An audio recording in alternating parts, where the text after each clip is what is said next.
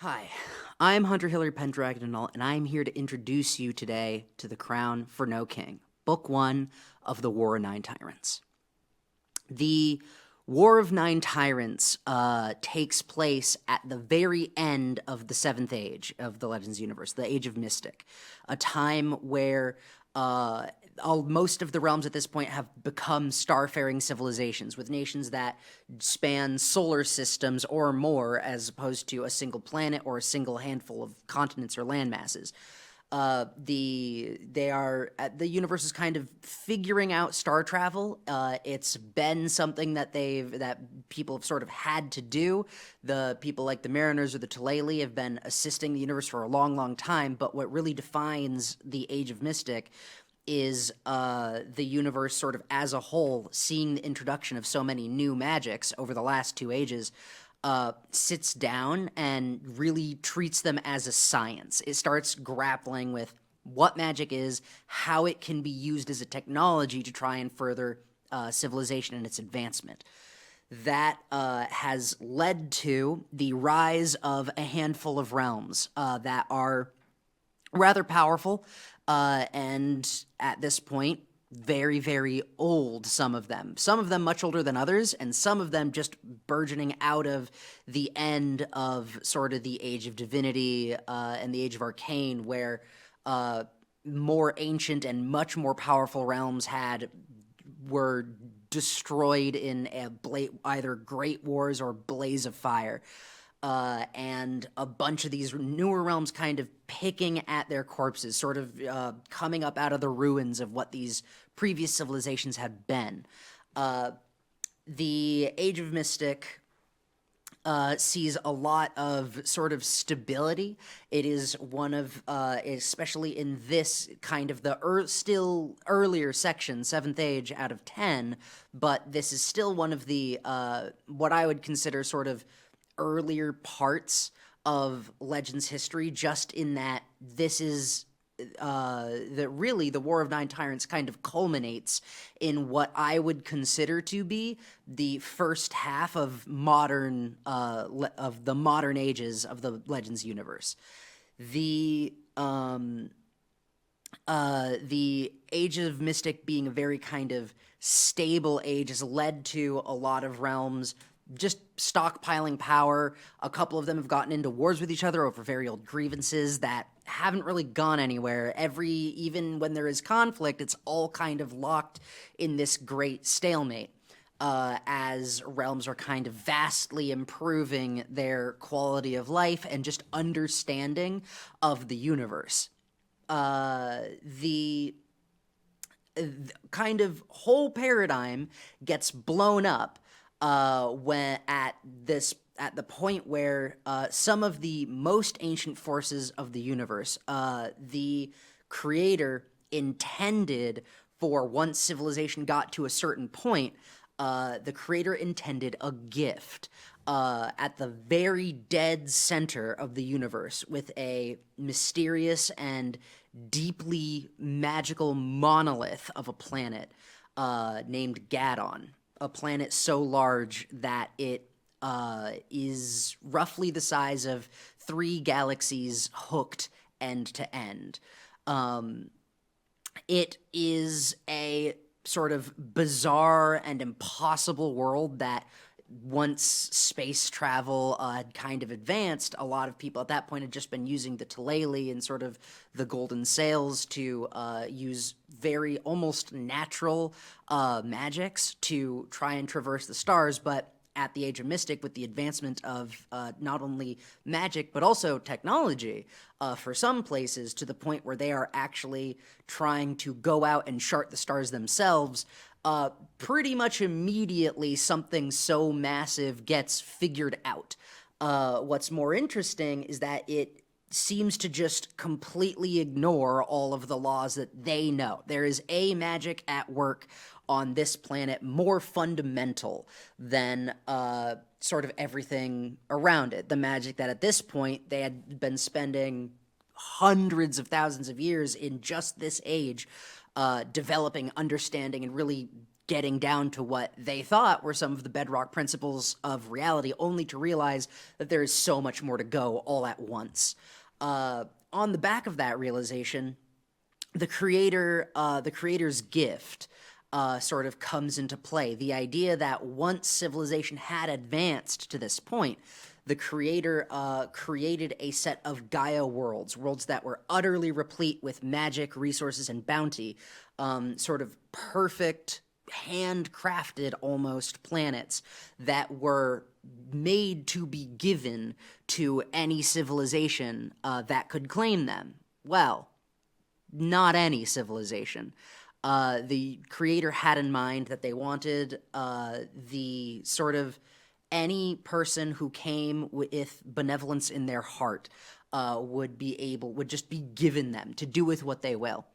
And the sort of introduction of Gadon, the sort of its discovery, leads to sort of forces the creator's hand just a little bit, and a handful of magic items start popping up just all around in seemingly random places with no rhyme or reason. These at first goes completely unnoticed, but just a handful of effectively brass spheres with heavily etched surfaces that make their way through auction houses as curiosities or into some wizard's collection. But just by accident or incident, people start to figure out the tremendous amount of magic inherent in these, and discover very, very quickly that these artifacts were built to be used. They are all maps. Maps of the Starsea, the vast majority of either uncharted or unnavigatable space that leads towards Gadon, towards the center of the universe, that is, in many, many places, incredibly dense with magic and very, very difficult to traverse. Most star travel is basically done either randomly or at great risk, with very little promise that you're actually going to get anything useful. Space in this universe is big, and people have been kind of flying by the seat of their pants. But here appears the world's maps, these artifacts that not only give a direct line towards these Gaia worlds, but I announce their existence. Gadon's place in the sky, and this promise that any benevolent civilization could claim them. All they have to do is get there. This basically sparks, not all at once, a race. The Legends universe's own space race. The world's maps offer an incredible amount of magic in themselves, but one of the most sort of finicky parts of this, or one of the more interesting facts of the world's maps as they exist, is that they actually attach to sort of navigate a labyrinth of just gates.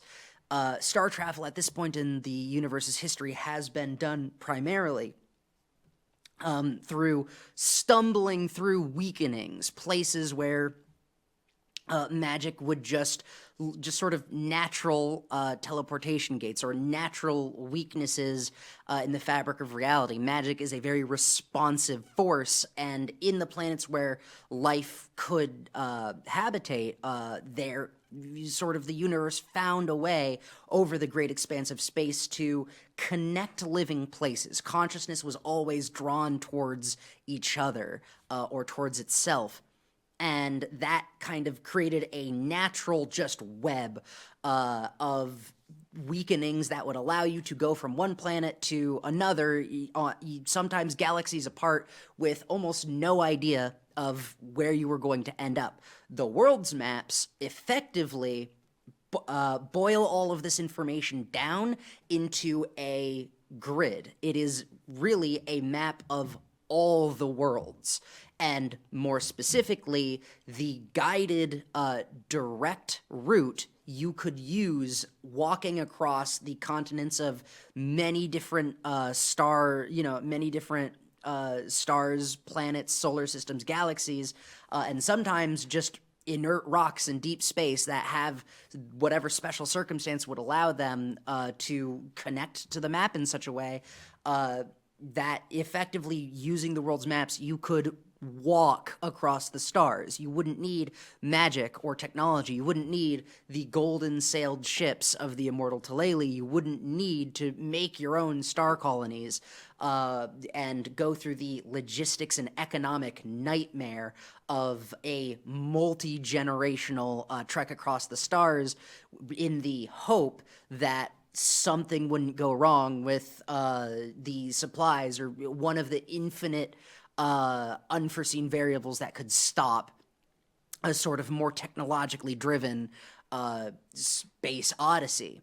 The world's maps give whoever holds them the power to walk across the cosmos as if it were one massive unified landmass, just connected through these massive gates that, with the help of the world's maps, could be attuned and connected to each other. And once the realms figure this out, the space race begins. People know that there is a set of Gaia worlds that promises abundance. It really is a sort of free and, if you can steward it correctly, eternal golden age for whatever civilization can claim it. So a lot of the major civilizations start a trip. They try to take it by the reins and really make their way there on their own. A lot of the realms here kind of realize they don't need this. Some of them, either for economic or internal reasons, some of them just choose to isolate. But by the end of it, a handful of the realms actually have decided to gather up and race each other to try and make it to the gates first. Revalin, at this point, the most powerful nation in the universe, now that Anaheim has fallen, it does send an expedition, but it honestly does so a little half-heartedly. Revalin is in the middle of an incredible amount of turmoil. They're still recovering from the war with the very first gods. The gods are a known quantity at this point, but the races predate them, and when they immediately showed up, Revalin was the first nation to decide that the gods needed to be destroyed, that they were a dangerous magic that could not be trusted, and waged the first crusades against the primeval gods, and it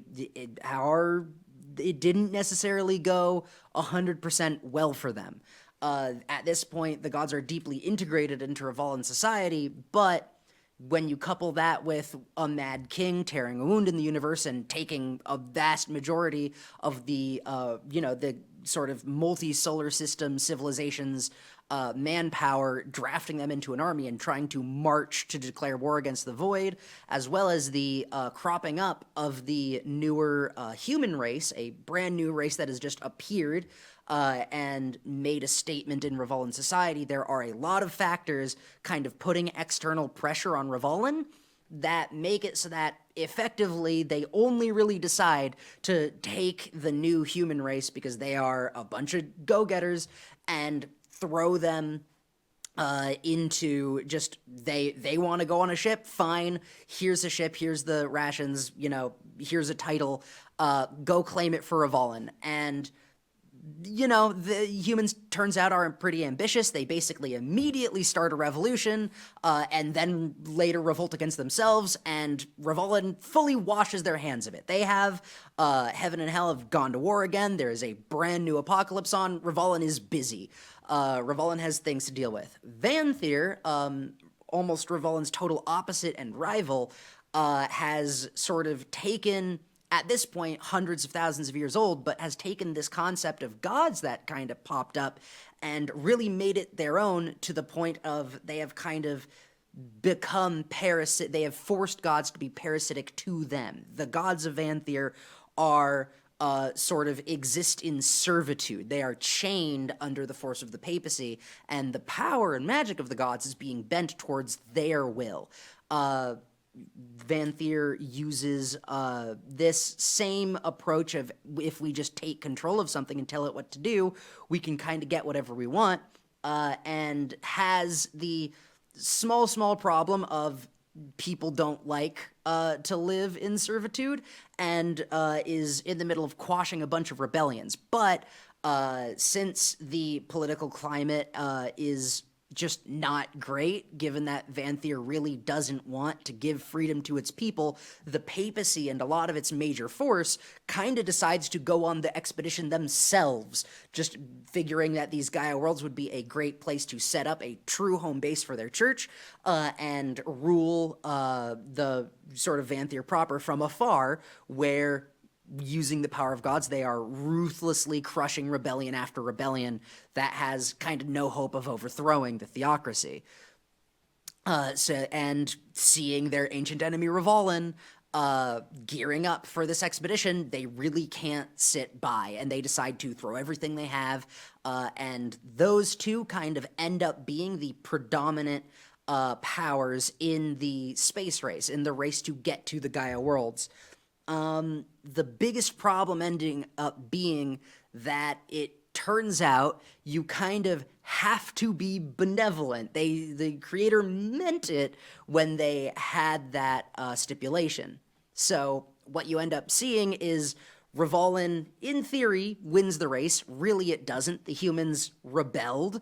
The humans kind of dividing themselves into the sort of two predominant ethnicities of humans at the time, Aaron and Galen. The Aarons deciding they were in charge, leaving the Gaelish behind, who effectively start a series of battles with the Van Thier expedition, holding them in place while the Aarons make it to the end of the labyrinth and try to claim it, where basically an ancient and unimaginably powerful guardian the creator left, named Temple, looks at the young king who made it to the gate of paradise, who makes it to these Gaia worlds, or at least to the foot of them at the very end of the world's map, and simply says no, that he is not allowed, that this is not the civilization that should do this, that he does not meet the requirements.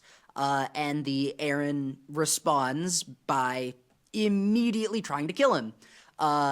Turns out Paradise isn't just defended by Temple, but also by the Valkyrie, who came there as refugees in the First Age, when sort of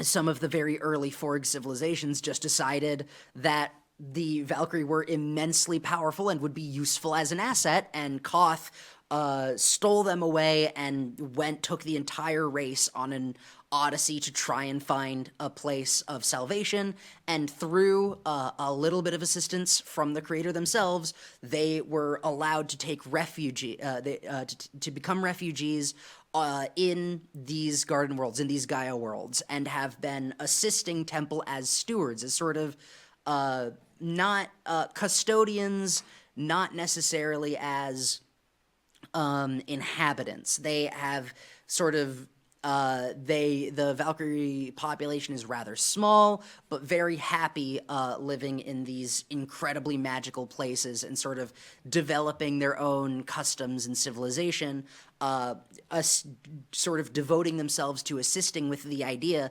that once a new set of pilgrims comes to paradise, that they will help them build a civilization that will be unlike the ones that sought to crush them under their heel. Basically, with the power of Temple and the Valkyrie combined, there is just no hope for the Aaron, and they rush back to the Galens, who say, you know what, turns out we actually have this place really well fortified, and you're not welcome anymore since you betrayed us already. Sort of breaking humanity into two kingdoms, the now forcibly nomadic, I actually think I got it wrong. I think the Galen, yes.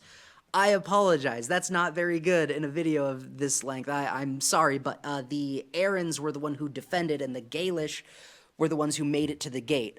So we now have a group of forcibly nomadic Gaelish and the very well ensconced Aaron humanity, and behind them, the armies of Vanthyr, including the Pope themselves and the high clergy, all kind of now trapped inside the world's map, each of them finding new avenues to get to the end of the map and challenge Temple and the Valkyrie to try and effectively conquer Paradise rather than have it be given to them.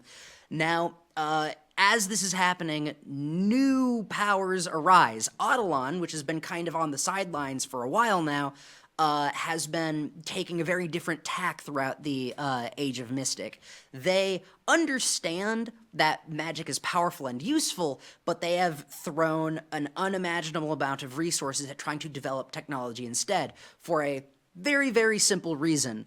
Eidolon is an oligarchy run by the merchant lords, run by people for whom wealth is their power, and it is how they maintain their power.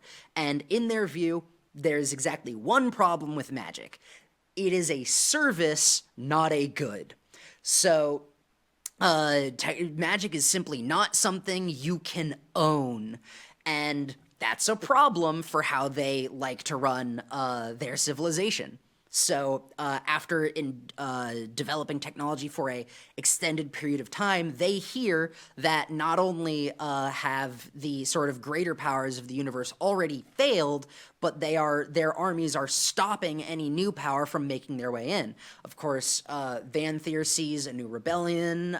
There's a handful of other races. There are pockets of resistance that are trying to take this opportunity of either the leadership being gone or Revalin washing their hands of the humans to try and make their own peace, to try and seek freedom from these effectively greed-driven nations and civilizations, all trying to fight each other in a bloody war that is going nowhere on the world's map.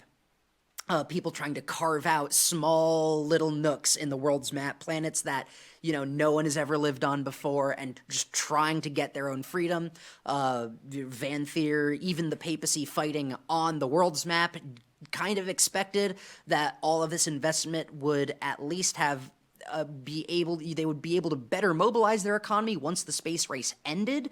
Now that they are trapped on the world's map, they're having a lot of problems, and Eidolon sees an opportunity to take their economic might and the development of their starship technology to just ignore the planets of the map and try to sail starships in such a way that they could circumvent Temple and the pesky Valkyrie, just trying to settle there before they can realize it and, chart a course such that they could take the Eidolon Grand Navy and just run it into the teeth of into the teeth of Temple and his defenses. As a countermeasure, Temple does an unimaginable work of the arcane and builds effectively a shell around not just Gadon, this planet 3 times the size of a galaxy, but the Gaia worlds surrounding it. He shells Paradise in a fortress plane that you must pass through to reach Paradise. And Eidolon effectively sees this as a simple problem. Most magic can be dispelled. They just have to study it, and they have to come to terms with it. So they start trying to effectively just ignore the ground war across the many planets of the Starsea and just try to sail through it and unlock the secrets of how the Starsea works and just brute force the problem set in front of them. At the same time, an ancient tyrant dragon, one of the creatures who brought magic to the universe in the first place, hears about Paradise and does the very dragon thing and kind of decides that he's the rightful owner of it. This dragon named Mogalor decides to just casually run into a couple of budding civilizations out in the stars, conscript all of their people, become their god, become their tyrant, and march them in a straight line towards paradise, and just throw, because, people are expendable, it is ancient, and it figures that being a tyrant dragon, it can probably challenge Temple, and, I mean, the math checks out. So Temple, fueled by an insane amount of divinity, a being who is charged with defending these Gaia worlds, starts grappling with multiple armies at once. Everyone kind of decides that the Valkyrie are insanely powerful, but eventually they can be ground down, and this fortress plane can be breached. Whoever does that takes paradise, and assuming they can hold on to it.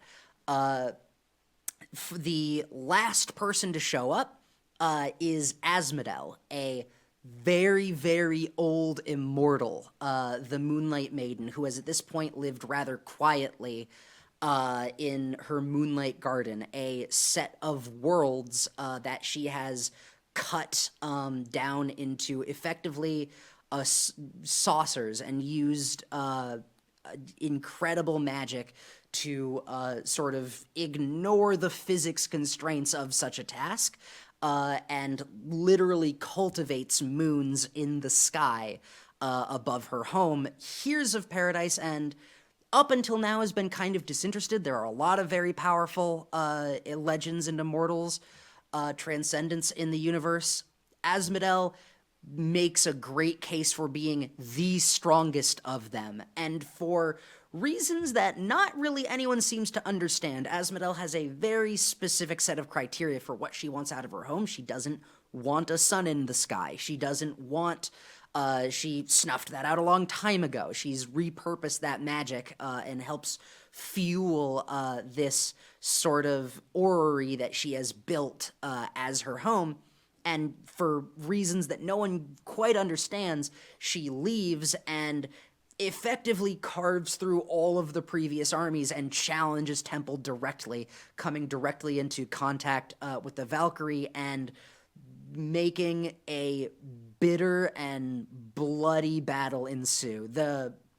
She being vastly more powerful than any of the other nations that are trying to challenge this, but also a lot more just disinterested. Her concerns, no one really knows what they are at this point, but they do know that she is trying, she is concerned with the people defending it and not paradise itself.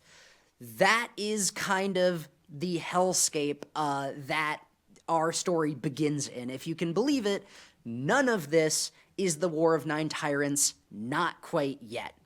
But it is where we start. Crown for No King doesn't actually start in the War of Nine Tyrants for right now. If you've counted so far, there are 6 nations vying for their chances at breaking down the gates of paradise and the fortress plane that eventually just comes to be known as Reigns Dark, for Temple's declaration that so long as evil reigns dark over the land, none shall set foot in paradise. So they having such a declaration darken the doorstep, they name this fortress plane, and these 6 nations just try to hammer at it, knowing that eventually someone has to win. The story that follows ends the Age of Mystic. It crumbles the previous power structure. It utterly changes the realms that are involved. The universe is just not the same at the end of this as it is at the start, and all of this might and all of this advancement and all of these plans and stockpiled power all of it gets pointed at the world's map, this maze of planets connected by these powerful artifacts. And in that chaos, we start Crown for No King, a almost prologue of the War of Nine Tyrants. The War of Nine Tyrants is going to see many, many new heroes be born into this chaos and try to master it. People who are sick and tired of the greed and tyranny that has ruled and driven these nations to make the decisions they have.